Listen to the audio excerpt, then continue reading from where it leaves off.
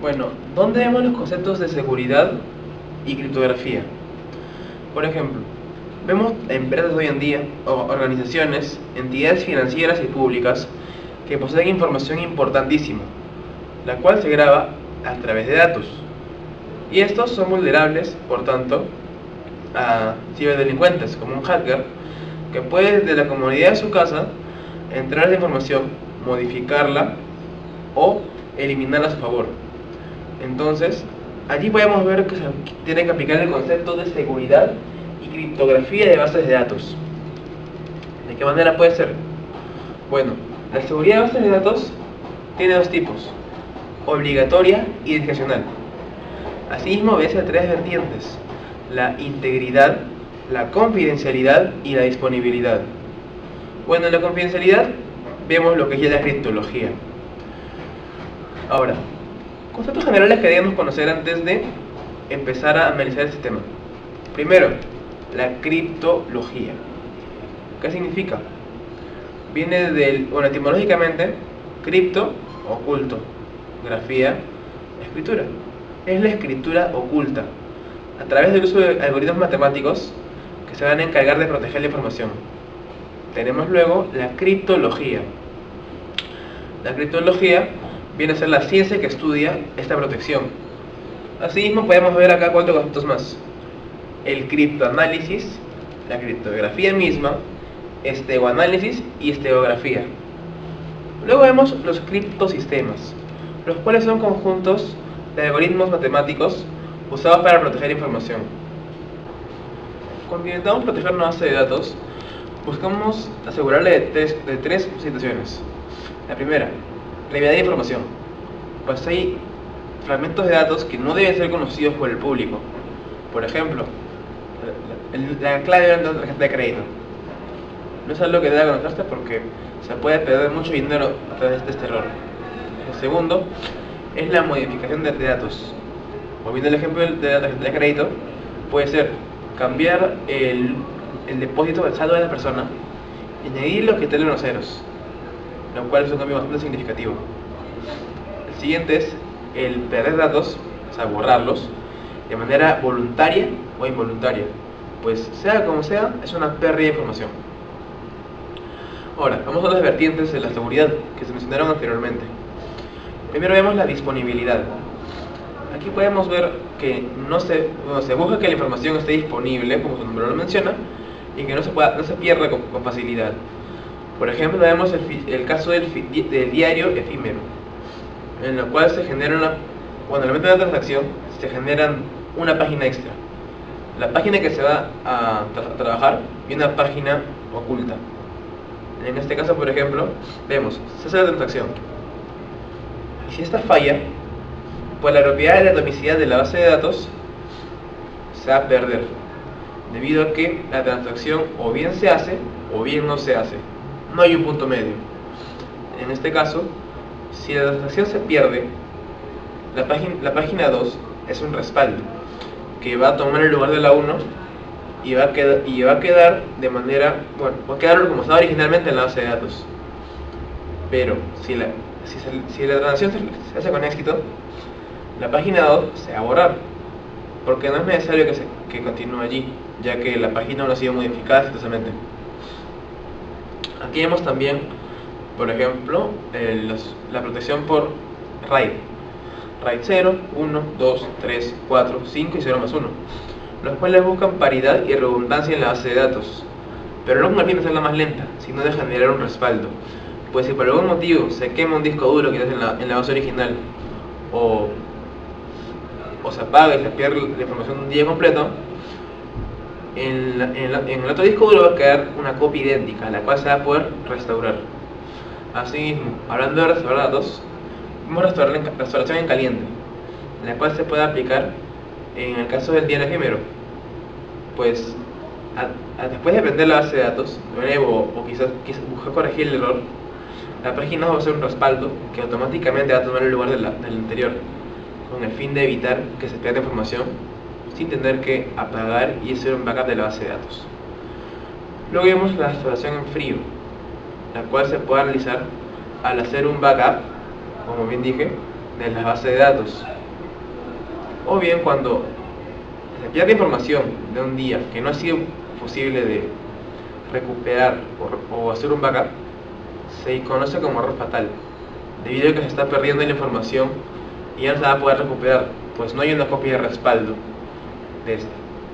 Eso se podría, como se mencionó anteriormente, resolver a través del uso de RAID, ya que si bien el gasto es mayor y se puede comprometer un poco la eficiencia, se busca más seguridad y puede apoyar en esto.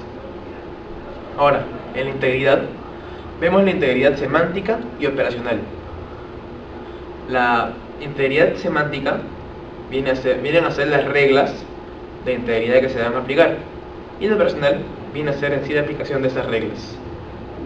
Bueno, la confidencialidad consiste en que la persona que no tenga acceso o privilegios a algo acceda a este. Por ejemplo, volvemos al ejemplo de la tarjeta de crédito.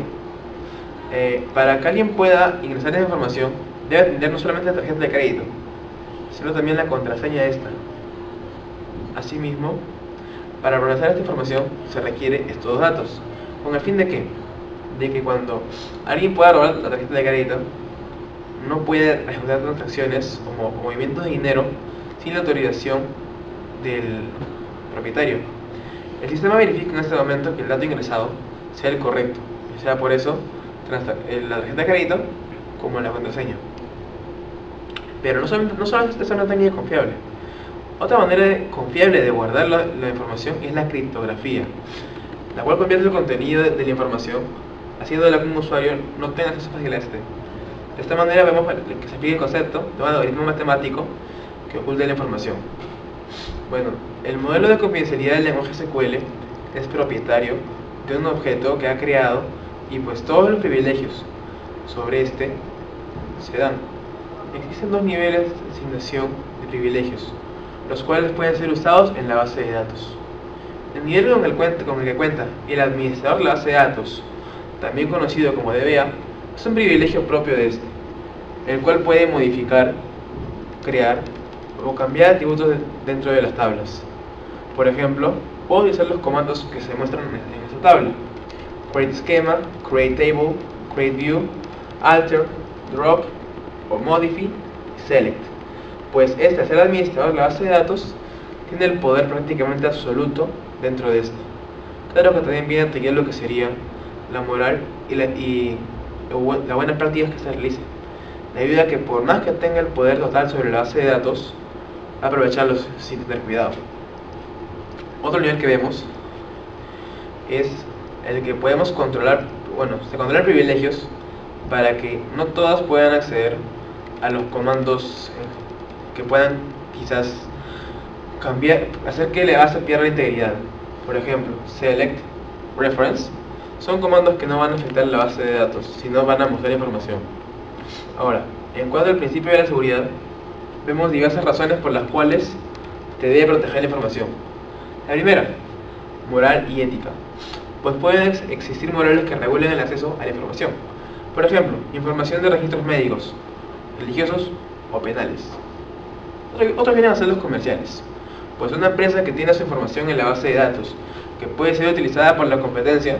Por ejemplo, pongamos a una empresa que fabrica carros, a Ford y a Ferrari. Si quizás Ford tiene un modelo que pueda superar en ventas a Ferrari, y Ferrari accede a esta información, podría utilizarla para hacer un modelo mucho mejor que logre mermar todo el trabajo que se ha realizado antes. Y así las empresas pueden jugar sucio, pues tener información confidencial de otras les da ventajas que no son algo que se puede obtener de manera legal. Otros son el fraude y el sabotaje, debido a que la mala utilización de la información puede causar perjuicio a alguien más. Por ejemplo, información privada, chats de redes sociales, mensajes de texto privados entre parejas o familiares, o amigos incluso, que sean mostrados al público, pueden dañar muchísimo la imagen de alguien. Bueno, los elementos que se pueden proteger a través de todos estos métodos pueden ser incluso desde la más pequeña tupla o un atributo incluso de una tupla hasta la base de datos completa. ¿Cómo podemos hablar de la criptografía en la actualidad sin tener un breve conocimiento de cómo era en el pasado? La criptografía se inicia hace muchos años, debido a que el hombre tenía la necesidad de transmitir cierta información confidencial por algún determinado motivo, pues en donde se debía de mantener cierta información en reserva.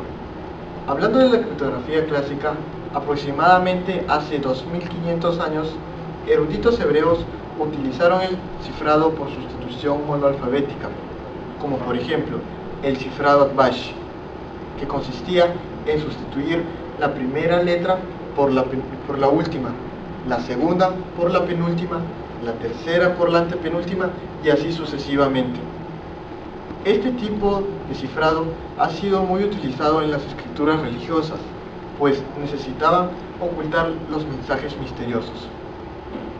Por otra parte, los romanos también tenían conocimientos sobre criptografía, por ejemplo, el cifrado del César y sus variaciones, que consistía en trasladar cada letra a un determinado número de posiciones en el alfabeto, acercándose un poco más en el tiempo, hablando de 1840 aproximadamente.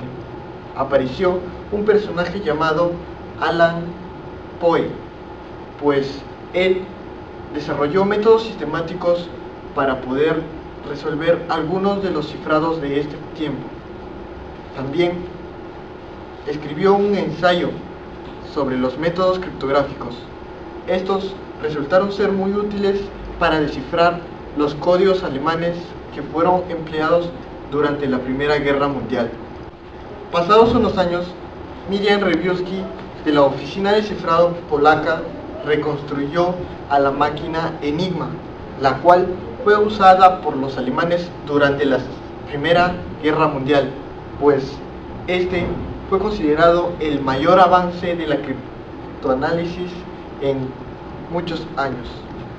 Por otro lado, Max Neumann, junto con sus colegas, desarrollaron el primer ordenador eléctrico digital programable del mundo para ayudarse con el criptoanálisis.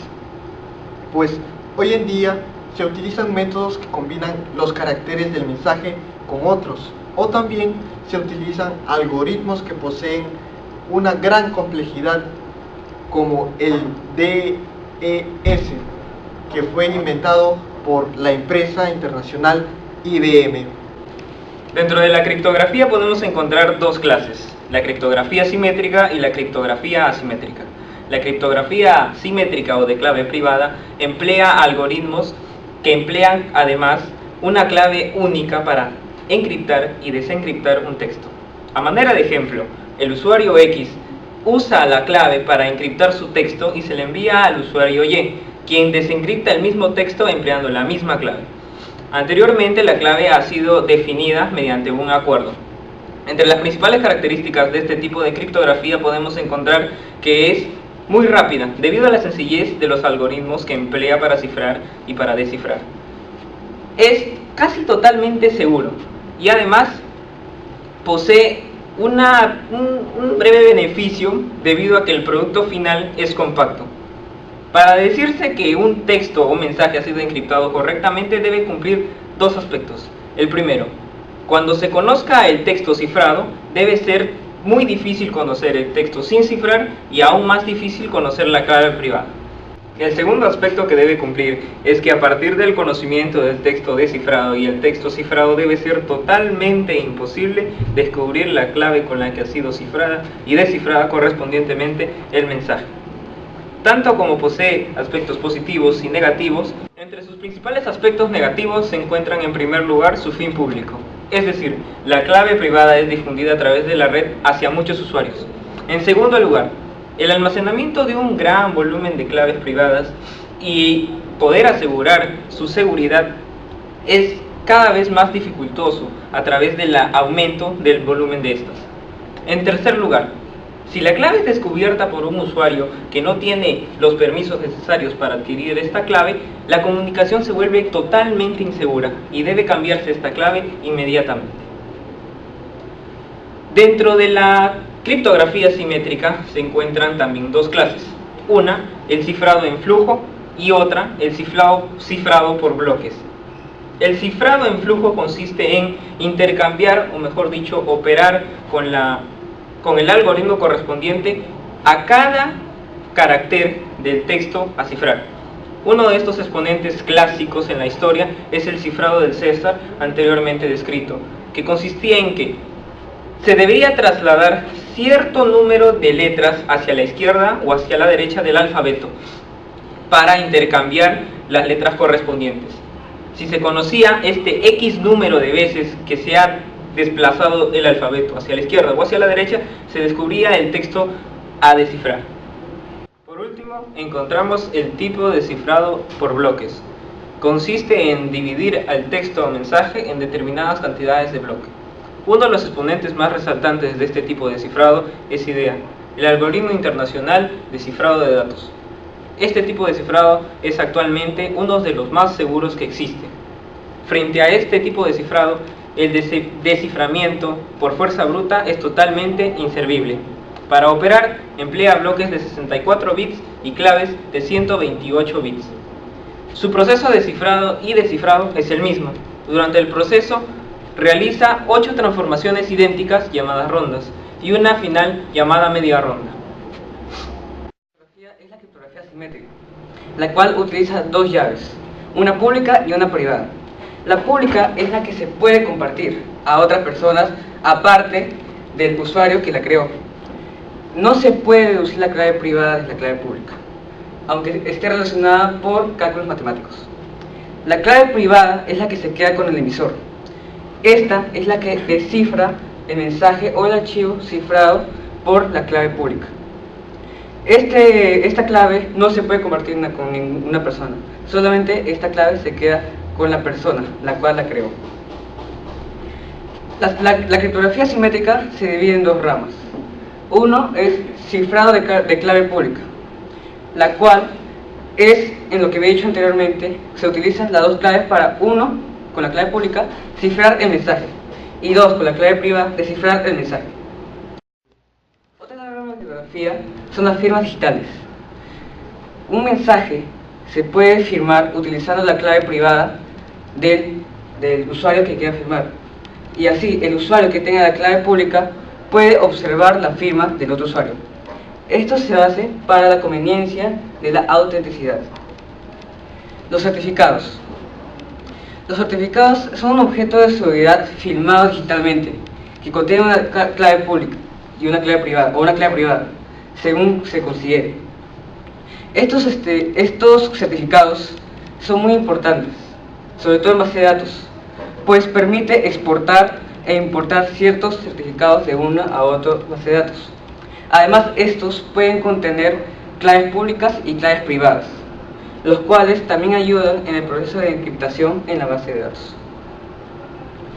Aparte de esto, sabiendo que la encriptación es muy importante, también se tiene que considerar el tamaño de la clave. Como es el sistema de cifrado de clave pública, toda la seguridad descansa en la clave, pues esta, en este caso, es imprescindible para la buena calidad de la seguridad de la base de datos o del mensaje. En este caso le pongo un ejemplo. Si hubiera un ataque de fuerza bruta sobre un cifrado simétrico con una clave de un tamaño de 80 bits, el atacante debe numerar hasta 281 claves para encontrar la clave correcta para ello.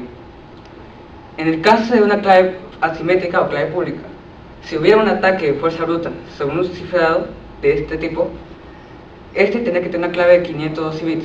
El atacante debe factorizar un número compuesto codificado de 512 bits o sea, es decir, con un número de hasta 155 números decimales. La cantidad de trabajo, obviamente, va a ser diferente dependiendo del cifrado que esté atacando, o la cantidad o el tamaño de la clave. Mientras 128 bits es suficiente para cifrados simétricos, dada la tecnología de factorización de hoy en día, se recomienda el uso de claves públicas de 1024 bits para la mayoría de todos estos casos. Con este ejemplo nos ayudamos para ver la diferencia de la criptografía simétrica. El principal problema con los sistemas de cifrado simétrico no está ligado a su seguridad, sino al cambio, o mejor dicho, al intercambio de claves. Una vez que el remitente o el destinatario hayan intercambiado claves, pueden usarlas para comunicarse entre ellos, lo cual hace que en un atacante, si es que quiere atacarlos, le sea más simple poder atacar y le sea más probable agarrar las combinaciones de estos. Otro problema es el número de claves que se necesitan. Si tenemos un número n de personas que necesitan comunicarse entre ellas, entonces se necesitarían n por n-1 entre 2 claves por pareja de personas que tengan que comunicarse de modo privado. Esto podría funcionar en un grupo reducido, quizás de 2 a 4 personas. Sin embargo, esto sería casi imposible llevarlo a cabo con grupos más grandes. Este protocolo de clave simétrica, o mejor dicho, clave pública, resuelve el problema de intercambio de claves, que es inherente a los sistemas de cifrado simétricos. No es necesario que el remitente y el destinatario tengan conocimiento uno del otro o que estén de acuerdo en el caso de la clave. Todo lo que necesita es que antes de empezar la comunicación secreta, el remitente consiga una copia de clave pública del destinatario, quizás por algún mensaje compartido hacia él, etc. Es más, esa misma clave pública puede ser usada por cualquiera que desee comunicarse con su propietario. Por tanto, solamente necesitarán n pares de claves por cada n personas que deseen comunicarse entre ellas privadamente. Existen dos tipos de seguridad. Tenemos la seguridad discrecional y la seguridad obligatoria. La seguridad discrecional se caracteriza por otorgar y revocar privilegios a ciertos usuarios sobre objetos. La definición de un privilegio o autorización consta de 3 niveles, o mejor decir 3 elementos, que son sujeto de autorización, objeto de autorización y privilegio de autorización. Dentro de la discrecional tenemos tipos de autorizaciones. La autorización explícita resulta de la combinación de las 3 dimensiones mencionadas anteriormente. La autorización implícita se puede deducir a partir de una autorización explícita guardada anteriormente. Por ejemplo, tenemos un usuario que puede acceder a un objeto solo si otro usuario ha sido denegado explícitamente. Tenemos también la autorización positiva, que establece o marca una regla que permite el acceso, y tenemos una autorización negativa, la que permite el acceso cuando no está establecida una autorización positiva.